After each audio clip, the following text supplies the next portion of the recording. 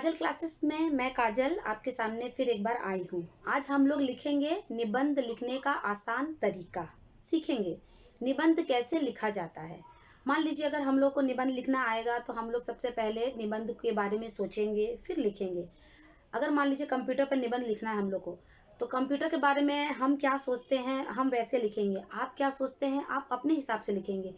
हम लोग अपने भाव को जो महसूस करते हैं उसी को हम लोग निबंध में लिखते हैं। जिस चीज़ के बारे में सोचते हैं उसी के बारे में हम लोग लिखते हैं। तो आइए हम लोग सबसे पहले ये जाने कि निबंध लिखा कैसे जाता है।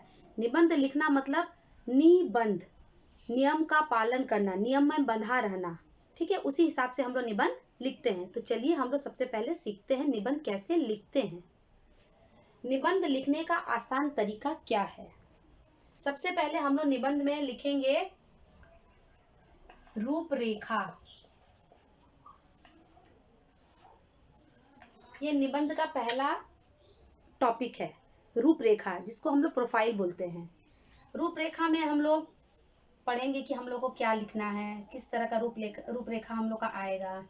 इस पे हम लोग जब हम लोग निबंध पढ़ेंगे तब हम लोग बताएंगे कि यहाँ पे रूपरेखा में क्या आने वाला है। तो पहला हम लोग का जो निबंध का जो टॉपिक है वो है इंट्रोडक्शन, मतलब परिचय या फिर प्रस्तावना, या हम लोग इसको बोलेंगे भूमिका। जैसा कि नाम से ही समझ में आ रहा है, परिचय मतलब जिस चीज का, जिस विषय पर निबंध हम लोग लिखेंगे उसका परिचय क्या है, उसका प्रस्तावना क्या है, उसका भूमिका क्या है, या उसका इंट्रोडक्शन क्या है, उसका जानकारी हम लोग सबसे पहले देंगे। मान लीजिए अगर हम लोग हिंदी विषय पर निबंध लिखेंगे तो सबसे पहले परिचय या प्रस्तावना या भूमिका जो भी आप बोलिए, उसमें हम लोग उसका बारे में बताएंगे कि हिंदी विषय या हिंदी लैंग्वेज क्या है। उसके बाद हम लोग का निबंध का जो सेकंड वाला भाग आता है उसे बोलते हैं हम लोग मध्य भाग, मिडिल पार्ट्स या सेकंड पार्ट्स इसको बोलते हैं। इसमें हम लोग निबंध के बारे में विषय वस्तु लिखेंगे। उस शीर्षक पे जिस पे हम लोग निबंध का चर्चा करेंगे या लिखने वाले रहेंगे, उसका जो मेन भाग है उसको यहाँ पे हम लोग लिखेंगे। जैसे मान लीजिए कंप्यूटर है, तो कंप्यूटर से हमें क्या लाभ मिलता है, क्या हानि होती है, कंप्यूटर आने से जगत में क्या कि किस तरह से हम लोग का जीवन आसान हो गया। इस तरह का जो मिडिल भाग है, मध्य भाग में, उसको हम लोग लिखेंगे। अब आता है निबंध का तीसरा भाग जिसको बोलते हैं हम लोग उपसंहार, वो तीसरा नंबर भाग। अब आता है निबंध का तीसरा भाग जिसको हम लोग बोलते हैं उपसंहार या फिर निष्कर्ष, या इंग्लिश में इसको हम लोग बोल सकते हैं मोरल। जब भी हम निबंध का पहला इंट्रोडक्शन परिचय देंगे, उसमें उसके बारे में बताएंगे, उसमें परिचय होगा। सेकंड मिडिल पार्ट्स में हम लोग निबंध के बारे में लिखेंगे, उसका जो मेन थिंग्स रहेगा, जो हम लोग को लिखना रहेगा, विषय वस्तु, वो लिखेंगे। और लास्ट में हम लोग बोलेंगे उपसंहार या निष्कर्ष, मतलब मोरल, माने हम लोग उस निबंध में क्या सीखे या क्या हम लोग को ज्ञान मिला है, ये हम लोग उसमें जानकारी देंगे। और एक बात नोट क्या है, नोट कर लीजिए, निबंध को और भी अच्छा या खूबसूरत बनाने के लिए हम लोग उसके बीच में मुहावरे या फिर हम लोग श्लोक या कहावत भी डाल सकते हैं।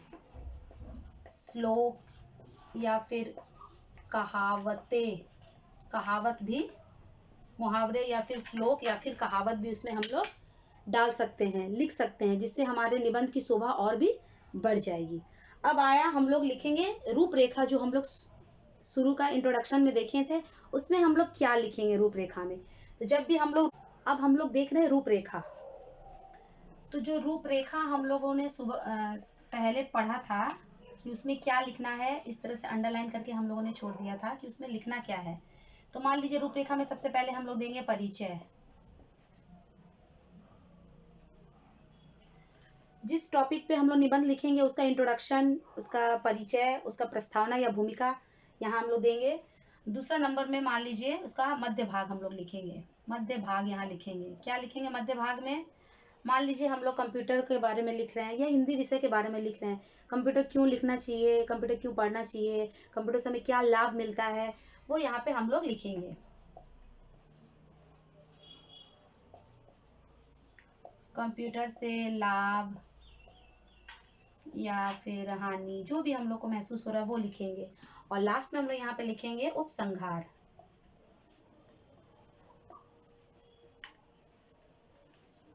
तो हम लोगों ने क्या पढ़ा निबंध में? सबसे पहले हम लोग पढ़ेंगे परिचय, मतलब उसका मेन पार्ट्स।